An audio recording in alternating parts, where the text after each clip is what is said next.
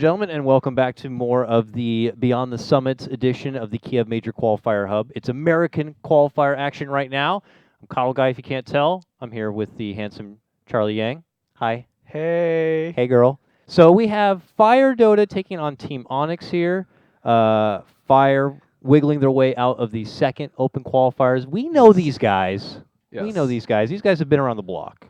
They've been around the block multiple times. This is probably like their fourth or fifth time around the block. I feel like it's like at the point when, so obviously they're not on any big name team, but it's like, I feel like it gets to that point they look at each other and go, "You guys want to play in this? Okay, let's do it. We'll use Fire." And they just go in for it. But I mean, it's a sick name, Fire. Fire's a great name. Do they play like Fire though? I mean, they're gonna have to play like Fire right now to beat Onyx. It's one of the favorites in this qualifier, and you know, they have there's probably not like huge expectations for a Boba team coming in. Yeah. But from what I've seen of their scrims, they're not terrible. They're definitely I feel like each one of these players has definitely gotten better from like every previous year. They continually get better, these guys. But the problem is that is it ever enough? Like their competition also gets better, and so I mean that's really the question for Bulba and the gang here is can they do it this time?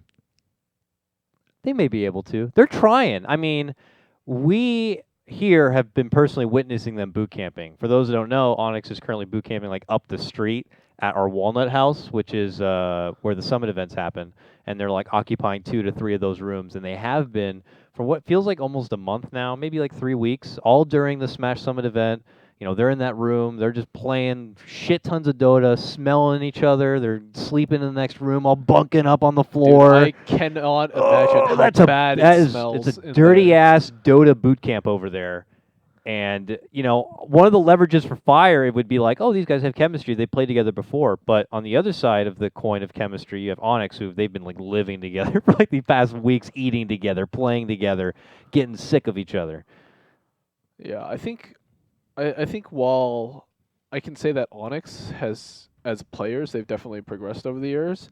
Unfortunately, I don't think I can necessarily say that for Fire that much. I don't think they've made that progression as much as like Jimmy and Boba now are vastly different from Jimmy and Boba like in 2012 when they played for EG. Yeah.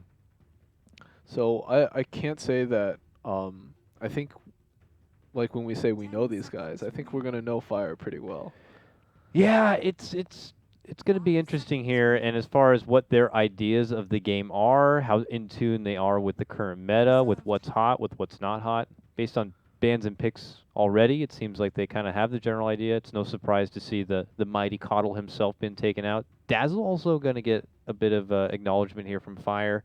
Onyx get rid of the Warlock, and Ember Spirit's got to go, and that leaves Fire with the first pick of a Lone Druid.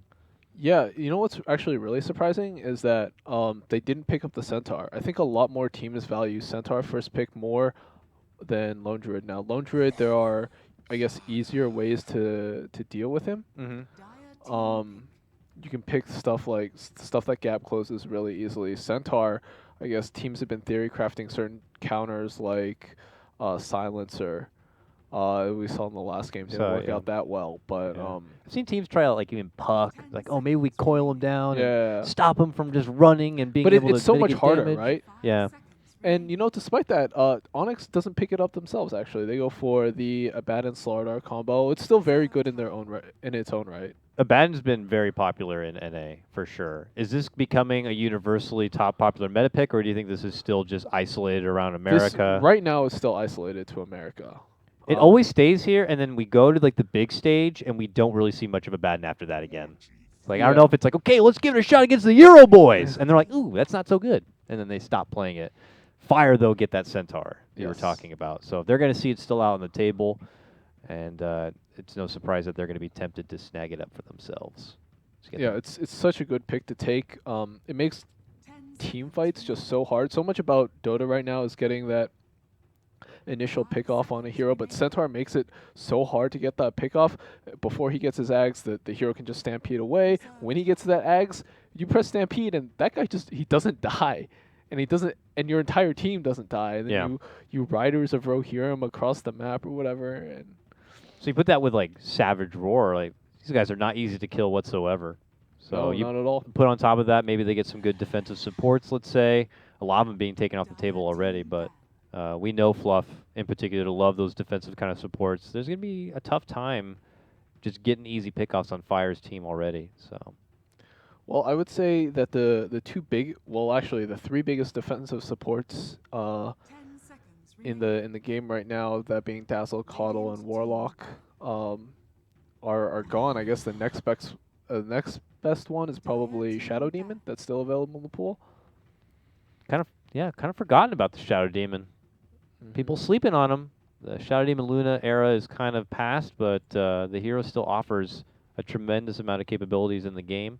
Wisp also is something that seems to be passed on a bit, certainly in America region. Only occasionally we'll see it pop up from time to time, maybe Complexity or so. But another defensive support option if they want to kind of go down that road. Moving forward, though, we got to get rid of the Lifestealer here for Fire. Shadow Fiend's going to get taken out.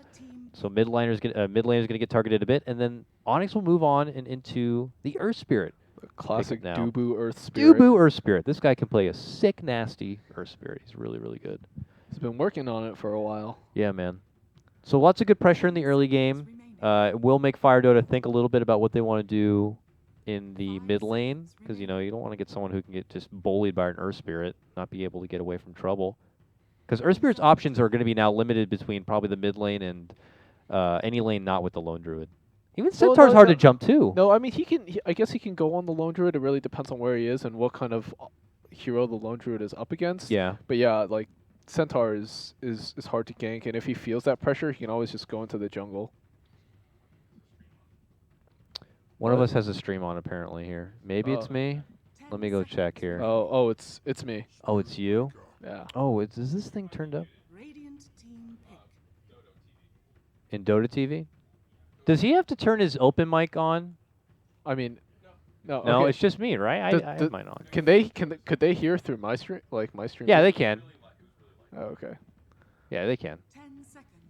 Well, I don't know what the Dota TV send is on this fancy board over here, but it could afford to go up probably a small little... I'm just going to go ahead and blame BTS for all of this. Valve, this is what Valve does. They're like, we're going to expand regions. We're going to have a shit ton more games, and we'll just let you guys figure it out. Here's a ton of them. All right, so hopefully that will fix things for Dota TV people.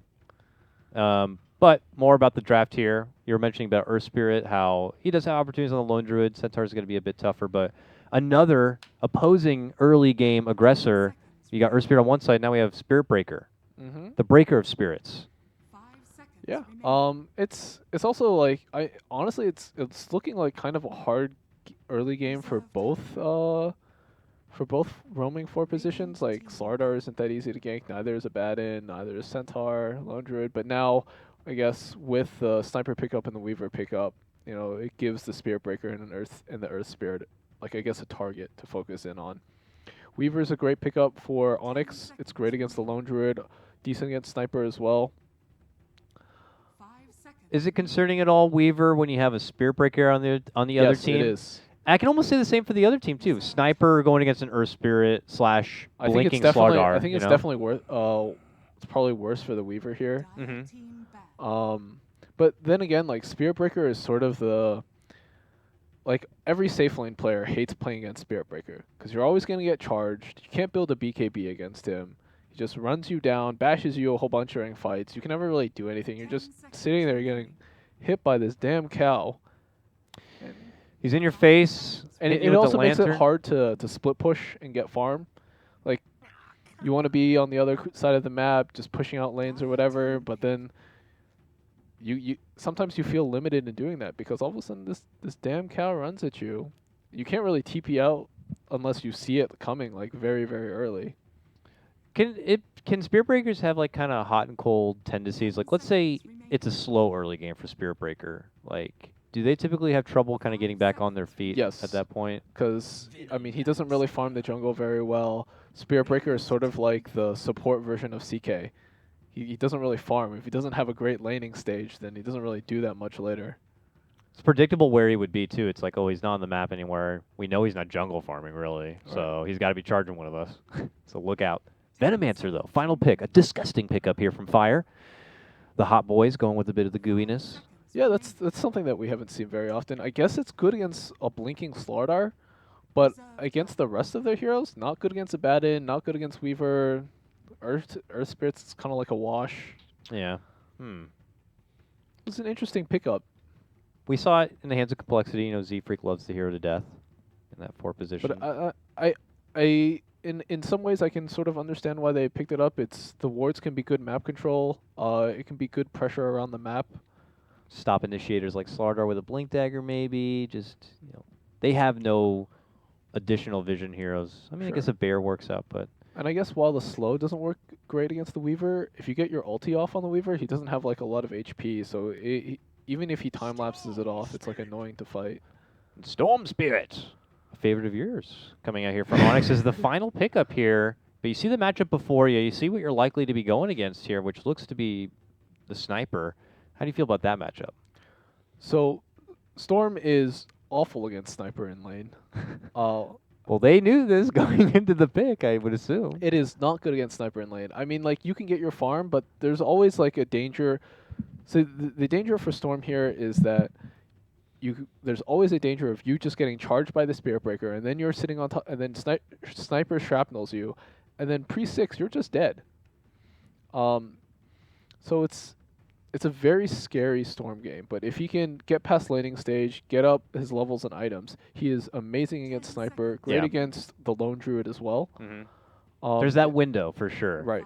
I would just be nervous of what happens before and after that window. Like, if he has a slow build-up to get it and the window just comes a bit too late in the game, maybe Fire could be way ahead of his momentum period, or, you know, he doesn't get a lot done within that window, and then late game comes around and it feels a bit awkward or something. The real danger here is that if Fire gets off to a good start, they can just start pushing down towers, and there's nothing Onyx can do about it. Onyx have almost no team, like, they have pretty bad team fight. All they are a skirmishing, they're basically just a skirmishing team. Their team fight is almost non-existent. Yeah, it's really all over the place. I don't feel like they have great ways of dealing with the Centaur either. Not just any Centaur, it's a Brack Centaur too. I also think I discovered why we were having the muting problems. I don't know when Dota added this, but whenever I click outside the game client here, watch that little chat bubble. If I click outside the game client, and then all of a sudden it's just auto-muted. And now I was muted there for the moment for those of you in Dota TV, so I'll make sure I pass the word. They added that in, I guess. Don't click outside your client, or you will be muted within Dota TV. Okay. All right. You know, kind of sucks for us who have to run the production in addition to casting the game. But here's we move in. Where are these? Is this Onyx's first game?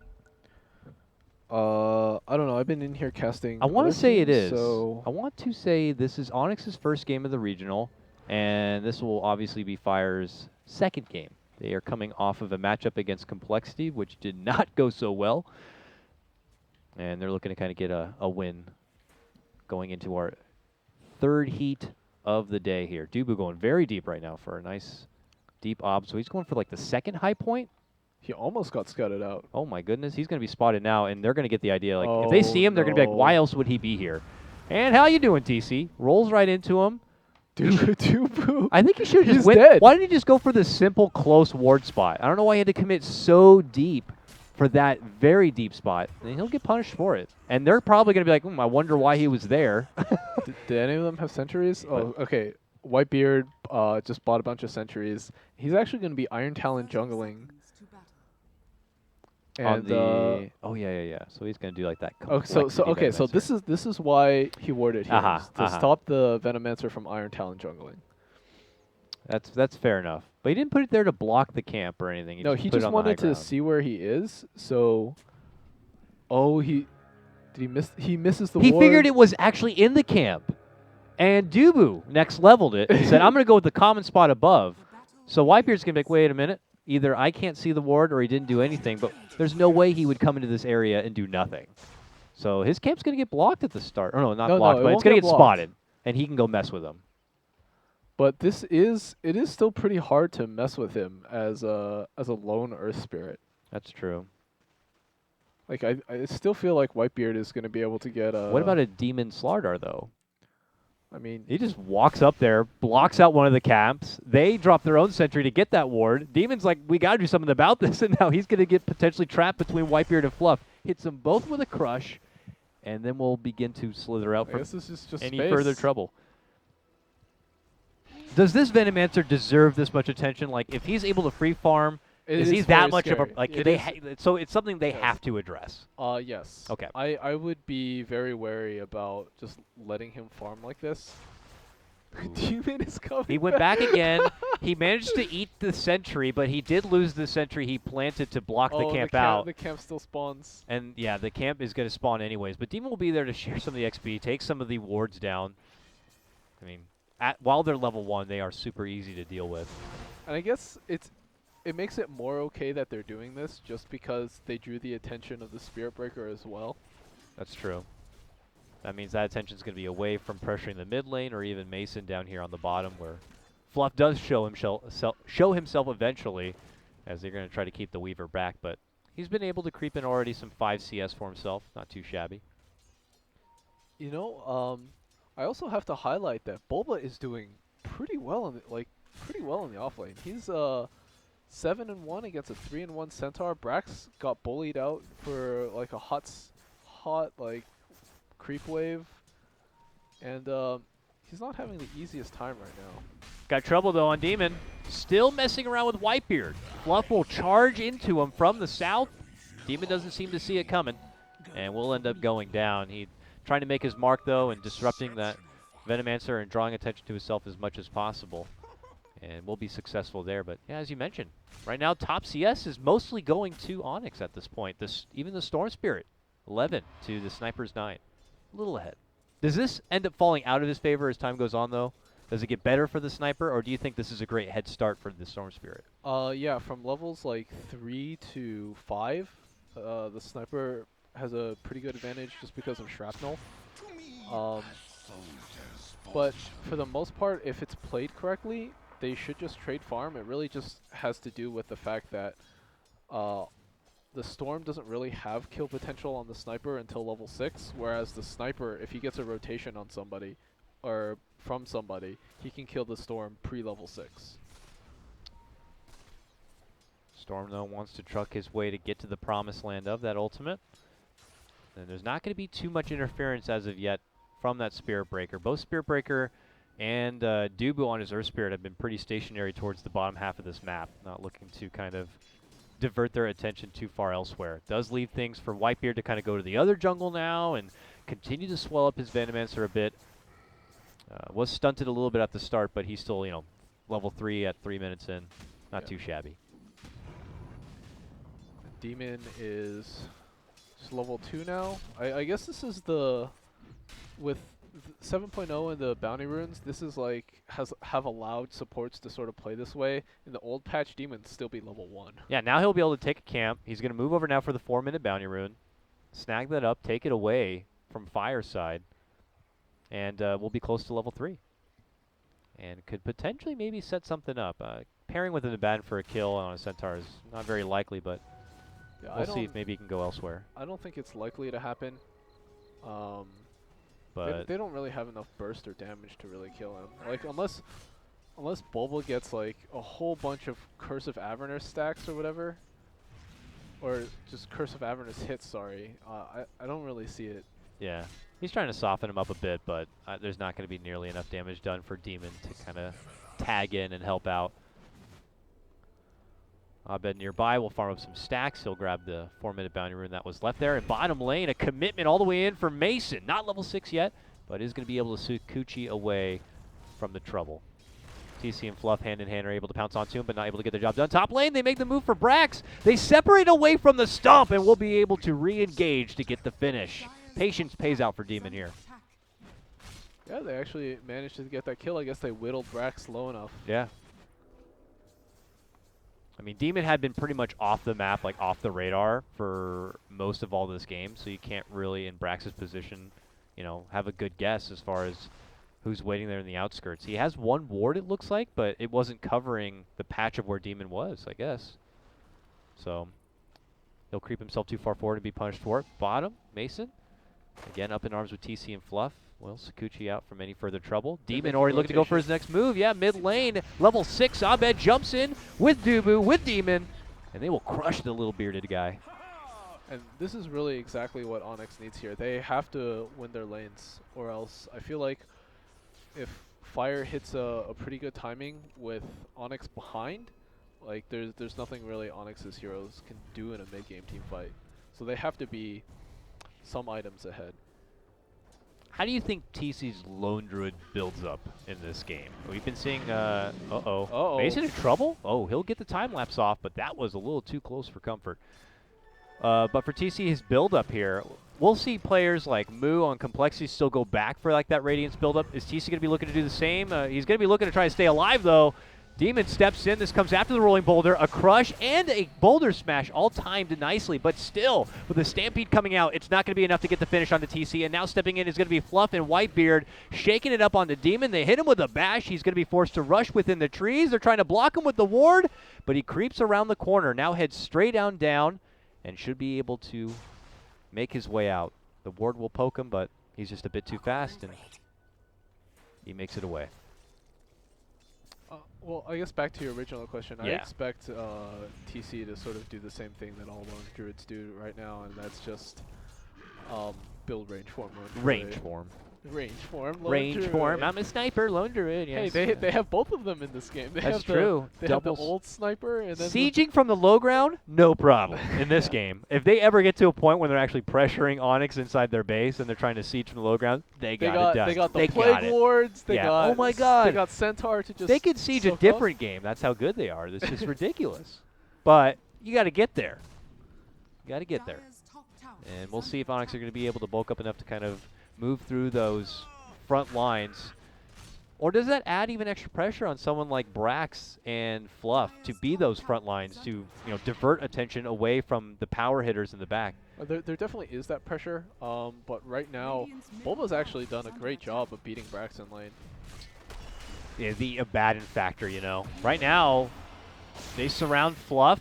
Whitebeard steps in, dishes out the Poison Nova. This is going to be possibly some trouble for Bulba. He has to rush out and away. Demon eats a lot of damage, and he's going to be certainly going down. Whitebeard will get the last tick there. Rushing on forward, Mason makes the rotation from the bottom lane. He's going to be forced to go for the time lapse. Rushes back and away. Fluff engaging, moving in with the charge, will bump him back. Canceled his Mason will be able to get the finish, but they are going to stop him. It looks like here, a snipe, a poison. Is it enough? Sakuchi again? This man is rushing for his life. 2 seconds. He'll have 3 wand charges. It's not going to matter. He gets taken down. Killing spree for Whitebeard's Venomancer. Long-winded engagement in the top lane. Finally conclude. Onyx, I don't know, maybe a bit overzealous, maybe a bit excited fighting under the tower. Yeah, I mean, it was a lot of rotations, and I think Mason could have actually gotten out alive. The problem is that he used his TP right before the Spear Breaker charged him. If he didn't put his TP on cooldown, he could have just gone to the woods and TP'd out instead of just trying to run for the tower. He will not be able to make it away. And before that, I was getting into what is the Abaddon factor here. Bulba goes back to that top lane. Even though they lost out on a little bit of money, the top tower was denied. And bottom lane, shit's going down here. Mason gets the finish onto Brax. A jump on forward, and they'll make it a twofer as they get the Fluff takedown on top of it. Onyx move right from their top objective and get right to work in the bottom lane as well. Taking a couple of names and now looking to take a tier 2 tower.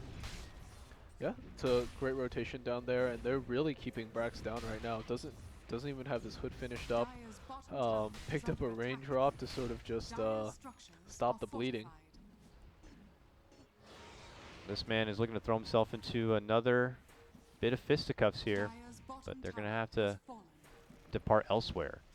Nearby, Bulba's got a Helm of the Dominator now. This Abaddon's going to creep into relevance very fast, and it's going to be very annoying for Fire, I feel.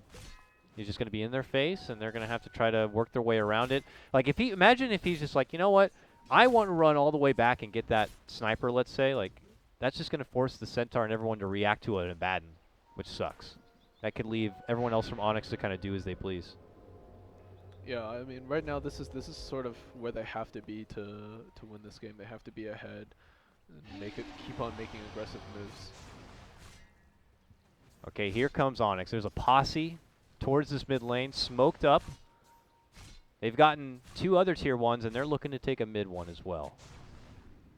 Plant down a couple of deep wards here. Fire curled up in a ball, waiting behind. Fluff is so close, but they're making a commitment going down for Whitebeard. A rotation coming in from Brax. After dishing out the Stampede, he rotates over, gets the crush. They'll trade 1-1. A buyback comes out from Whitebeard as he quickly tries to TP back into the fight to dish out everything he can. Still holds that Poison Nova. Bulba now. Borrowed time will have to come out, but they get him with the root, the Savage Roar. It will take a lot of muscle power, but they will finally get the Abaddon down. It's a hard committed fight and a response play from Fire. It will cost them, what, 1-1 each?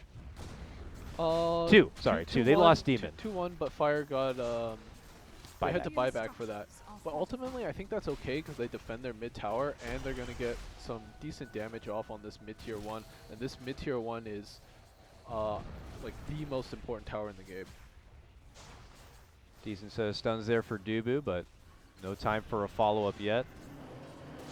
Fire are committed here to try to get the finish. Bulba's back now, rotates into the game.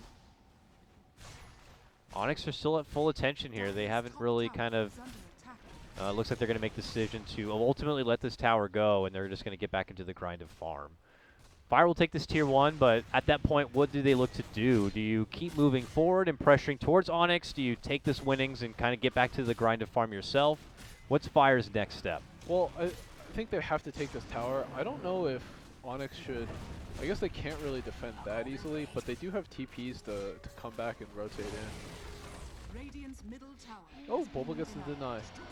All right, nice take back there for Onyx. And Fire, peace out. Shooting towards the bottom lane. Abed will be able to quickly snag up the Arcane Room right in front of Fluff. But I guess as to your question, they should go back and push out their side lanes. Top's getting pushed in, and then at some point, like, you really just need certain core items before you can really take a fight. You have to get Hood or Vanguard or some sort of tanky item on Centaur, and then get him his Blink. Because right now, really, your only form of initiation is an underfarmed and underleveled Spear Breaker. Yeah, he runs in there and he'll hit him maybe with the charge, but don't expect him to live much longer after that. He's pretty much free fruit at that point. But at the moment, Fluff doesn't really have too many options to kind of get back into the farm path. While Mason is free to farm up in this top lane, they have a couple of wards to spot any rotations over from Fire. He has total comfort zone in this whole tap of the map. So it just feels like in the meantime, Onyx are kind of utilizing the resources across the whole playing field. This is dangerous for Mason. He's getting charged right now. He doesn't have a lot of mana. Oh, I guess he just Fluff just cancels it. I guess too deep for him. At that point, you're getting close to that tier 1. Did already force that 1 rotation from Dubu, but at this point in the game, I guess Fire took a bad fight. It could end up leading to some pretty bad repercussions. It's good solo time for Demon now. He had been kind of so proactive in the whole first quarter of this game that he's finally been able to settle down and try to move forward towards that Blink Dagger. He's got to get his Blink Dagger before Brax will. That's pretty nice here. Brax, who had that troublesome lane against Bulba, and ever since then has been engaging in all these fights, hasn't really had too much time to farm. Fluff tries to charge in, only gets himself welcomed with a stone. And they'll fend him off. And Fire just kind of scrapping for whatever farm's available to them, but in the meantime, it does feel like Onyx are going to mostly dictate on what kind of fights they want to take and win. Well, this is interesting. Bulba's going for a Radiance.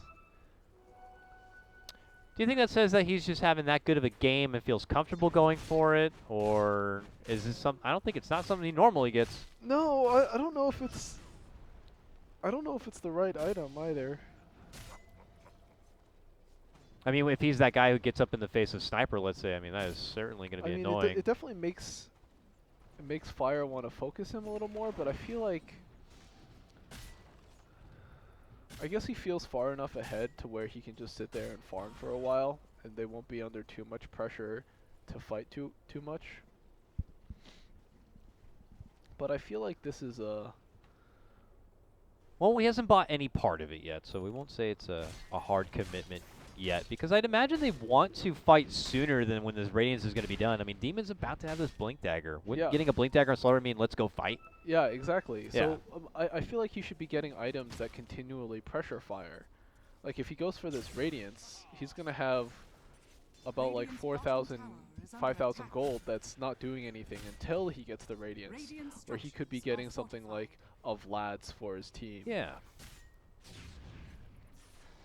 So Yeah, I they do mean, have you a already have very- some. You have Weaver and Storm for your late game, for your hard-hitting damage. Someone's gonna help Dubu out, you know? This guy's broke as a joke. I mean, when I'm talking broke as a joke, I don't want to really look at fluff, but you know, for an Embers or Earth Spirit in this kind of position of the game, he was probably hoping to get involved in a little bit more and get his hands dirty. But this is great overall for the big picture Onyx. They get their Roche now. They walk away. One of the best heroes to have in Aegis. As Abed will be able to pocket it up. 12 charges of Bloodstone. Onyx are ever evolving here. Can't help but look at the side of Fire and see what they will have potentially to respond to it. TC has a Dragon Lance, let's say, and he's building up towards a Maelstrom. The damage is slowly coming together. A Shadow Blade will be the choice for Brink on his Sniper, too.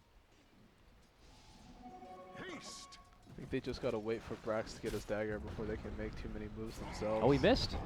Oh, nice quick silence there from Dubu. And that's going to even force out a Stampede. Look who's creeping in from behind. It's going to be Abed looking to get the snipe for Mr. Whitebeard, but that forces out the Pulse Nova. That's 2 ultis down just like that. Yeah, I think if Onyx want to fight, this is a good time to do it. They don't have Centaur ult, they don't have Venomancer ult. Abed's got an Aegis, he's got a freshly picked up Bloodstone. If you're a Storm Spirit, are you feeling great? I'm feeling real great right now. I'm saying give me aggressive vision in their jungle and let's go. And we're on your team and we're like, I don't know, dude, I'm And kind of yeah, like I'm at this. getting I'm getting mad at you guys right now. Whoa, huge jump in comes out from Abed to help set up things where Dubu started. He got a brilliant double stun combo with the Magnetize, and Abed just hits it home. The Spear Brothers up in arms right there. Mid lane, Mason even feeling frisky, moving in for Brink. Soften him up a bit and will quickly time-lapse back out. All right, Onyx strike right away. Believe that was also the debut of Demon's Blink Dagger. Yeah, So. and Brax's Blink Dagger gets set back even more. He was Ouch. so close. He's so Oh. close right now. That's tough. And Yeah, Onyx that's- are like, we got an Aegis. We're moving to tier 2 territory.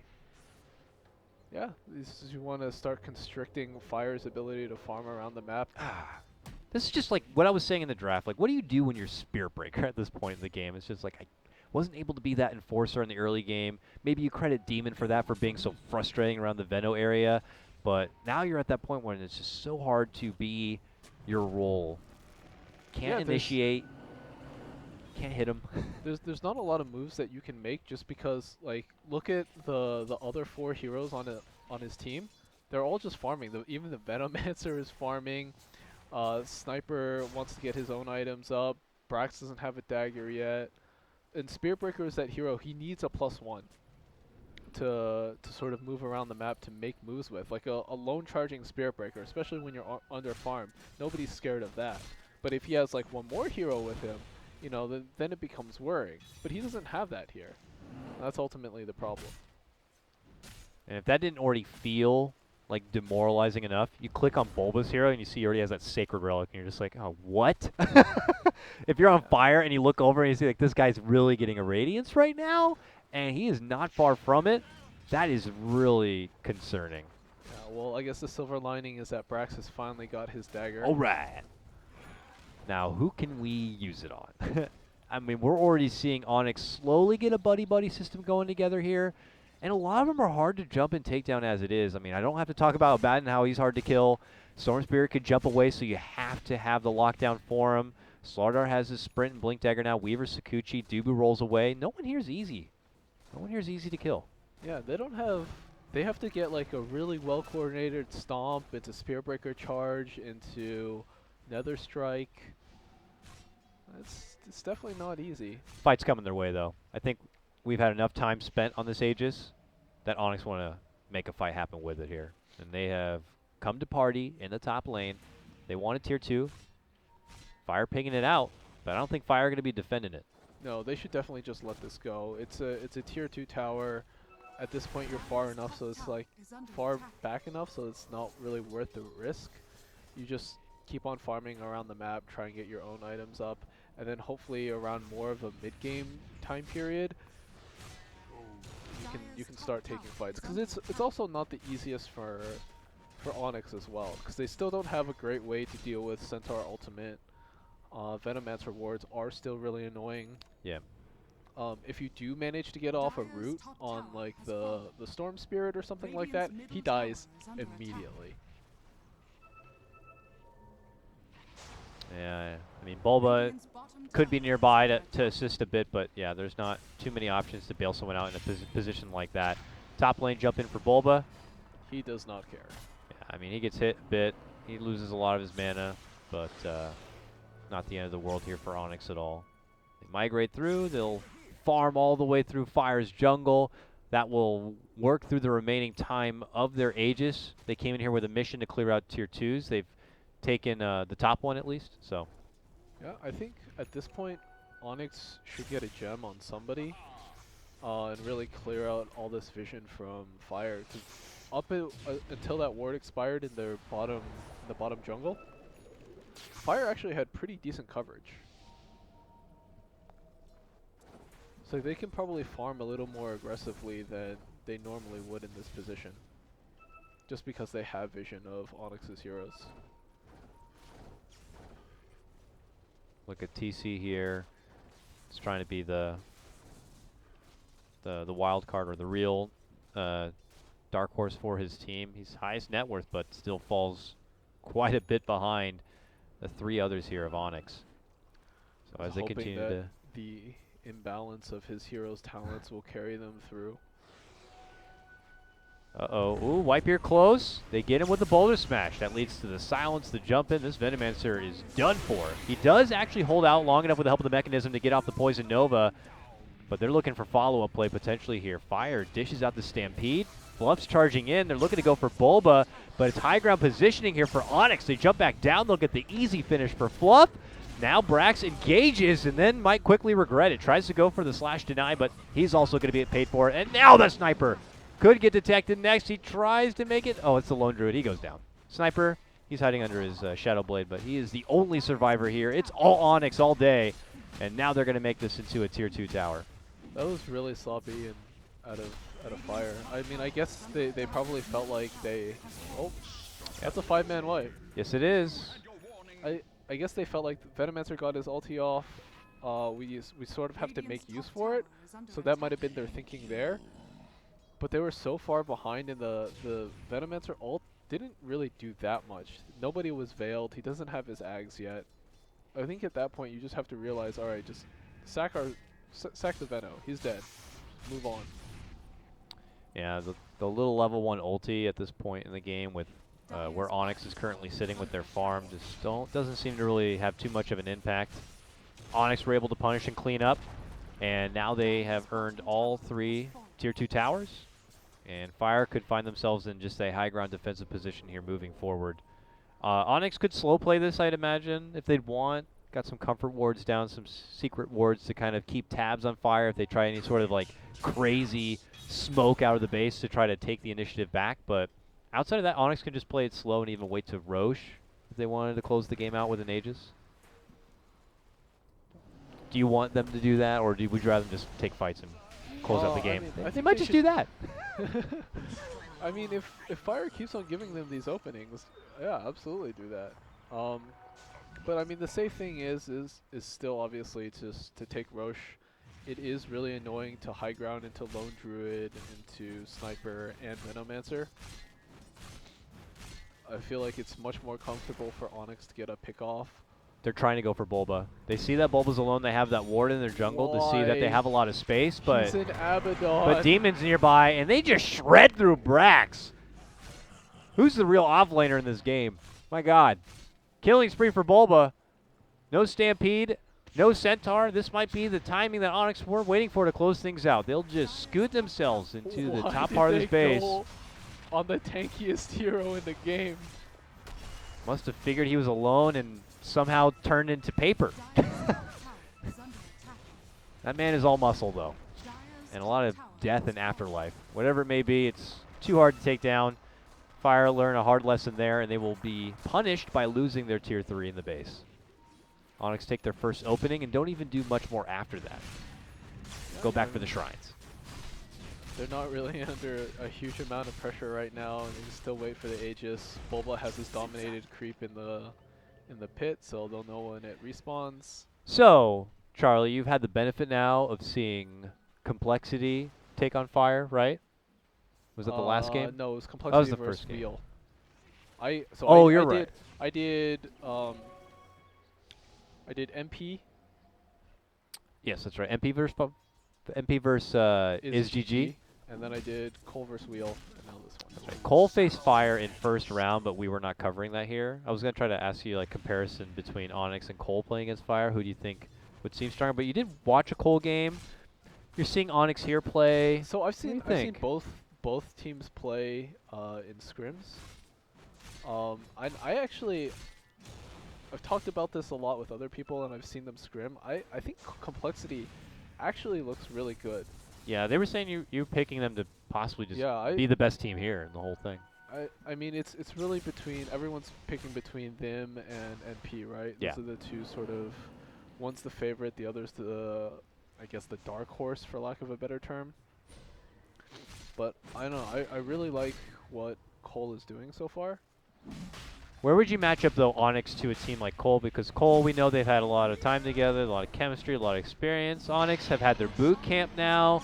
There are also a lot of big names, but if they can't match up to even where like Complexity is, at least for what we've seen from now, like what is it that Complexity have that's like missing? Or what is it that Complexity have that's missing from Onyx? Swindle Melons, The captain, the voice.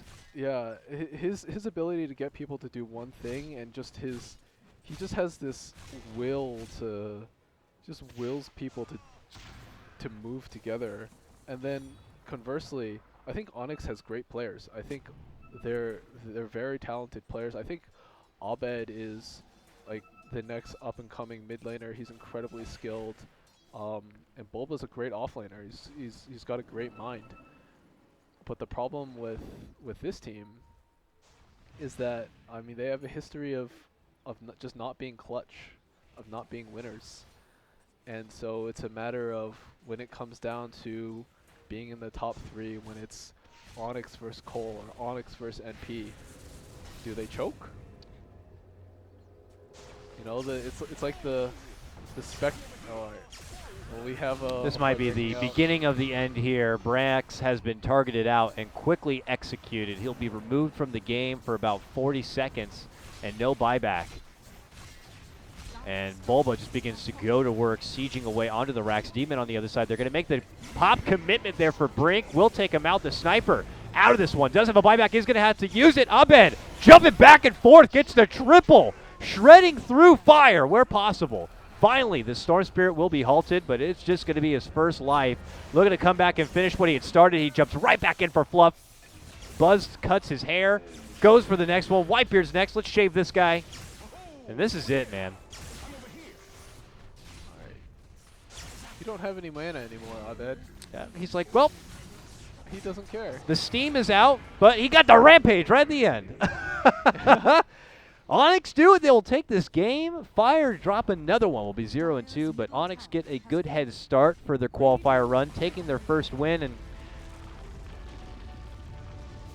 we were talking about the comparison a bit of Complexity and Onyx, and you know, I'm already excited to see Onyx play against Complexity because I'm curious if that is it, and I would agree with you. Complexity have that great benefit of someone like Swindles. He's a voice. Whether people believe that the voice calls he makes is like a, let's say like a B- kind of a play. Like, oh, guys, B- play, right? At least they're all going to go with it. Play. Instead of like 4 people going, hey, guys, the A play. Let's do our A+ play. Let's do our, and there's like a half-assed play. Yeah. Like, everyone being able to rally behind that kind of a voice just shows that they can get a lot of work done. But this, for now, it's Onyx's time. So let's praise Onyx and how they just trounced Fire. Yeah, I mean they look, I think when they're on and they don't feel those nerves, they don't feel that pressure, they play really well. This is sort of like very similar back to their Liquid days when they feel comfortable, when they're just like sitting in their boot camp or whatever. It was they played great. And then they got to TI and Jimmy bought a Midas on Tidehunter. It's like the specter of Richard Lewis haunts these guys or whatever, and they're just like choking left and right. Well played, sir. We'll just have to see what kind of Team Onyx is going to continue to show up and see if they can obviously get over that first step and into playoff territory. We have more American qualifier action coming. I actually think there's only one more heat, isn't there? This I is think the there's third. Two more? more? We'll double check. Yeah, you're right. There's two Yeah, more. there's I'm two going to be casting in here with Grant next, Okay. and then Grant goes with Lacoste Yeah. next. So you're done here. Great casting today, Charlie. It's been a pleasure. For everyone else watching, more American Dota action is going to be coming your way on this channel. Do stay tuned.